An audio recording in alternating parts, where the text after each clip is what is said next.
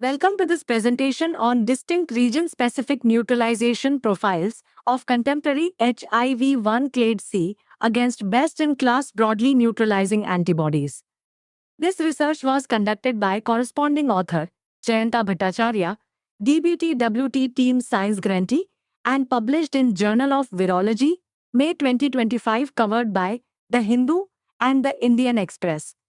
Today, we'll explore the key findings and contributions of this important work. Broadly neutralizing antibodies have demonstrated potential in preventing HIV-1 acquisition, but their effectiveness against regionally diverse HIV-1 strains is not fully understood.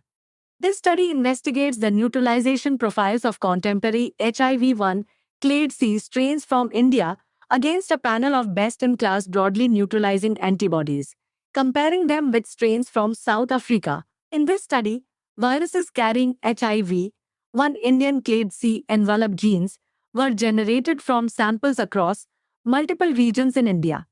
These viruses were tested against 14 broadly neutralized antibodies using a standard neutralization assay. Their genetic relationships were analyzed, and differences between antibody-sensitive and resistant viruses were examined. Finally, the Indian viruses were compared with South African strains, and drug resistance mutations were assessed.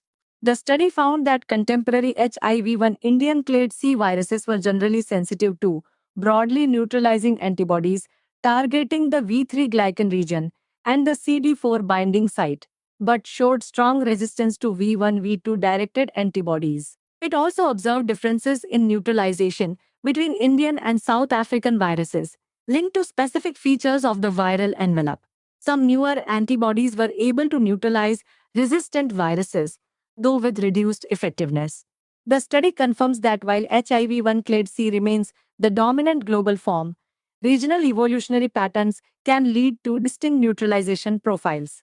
Contemporary Indian clade C viruses show increased resistance to V1 V2 apex directed broadly neutralizing antibodies compared to historical strains, and also differ significantly from South African clade C viruses in their susceptibility to certain broadly neutralizing antibodies. This study reinforces the potential of broadly neutralizing antibodies as a strategy for HIV-1 prevention.